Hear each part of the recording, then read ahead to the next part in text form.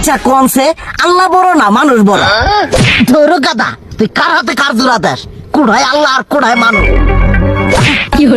যেটা কবার কইছে ওইটা কন। আল্লাহ বড় না মানুষ বড়? আল্লাহই তো বড়। আল্লাহ বড়, তাহলে আল্লাহর কথা না হইনা মানুষের কথা শুনেন কে? কি কইতাছস? কি আর আল্লাহর কথা মানে না মানুষের কথা মানে? হ্যাঁ, কি আর মানুষের কথা শুনেন তাই না? আমনে যে ওই দিনকে ডায়াবেটিসের রোগ নিয়ে যে হাসপাতালে গেলেন, ডাক্তার আপনার কত কিছু খাবার না করলো, সব কিছু না খাই এখন চলতেছেন। তাহলে আল্লাহ যে আপনারে কইছে যে হারাম খাবার না, সুদ খাবার না, কই আপনি তো কাম কাজ বাদ দিয়ে এলাকার মধ্যে টাকা পয়সা না গায়ে খালি ওইলে দিয়েই খান, নিজেরা টিয়াও হালাল ভাবে কামাই করেন না, ওই সুদও তো না কয়টা টিয়া করে লাভ আহে, ওইলে দিয়ে দিয়ে চলেন আর পেট বড় বানাইছেন। শুনেন একটা কথা কই, হারামের কোনোদিন আরাম নাই। হালাল পথে রুজি রোজগার করেন, প্রয়োজনে এরা বেলা কম খায়েন, তাও শরীর পিণ্ডও ভালো থাকবো, কোনো রোগ বেদও হবো না, আরামও পাবেন, আল্লাহও খুশি থাকবো।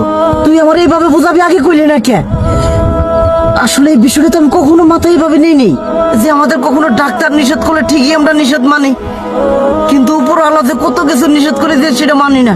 আর এই যে হারাম পথে টিয়া পয়সা কামাই করতেছেন, শরীরের মধ্যে দুনিয়া রোগ বেত হয়েছে, দেখা যাইতেছে যা টিয়া হারাম পথে কামাই করতেছেন তার তো বেশি টিয়া মনে করেন জ্বলে যাইতেছে গা বেশি।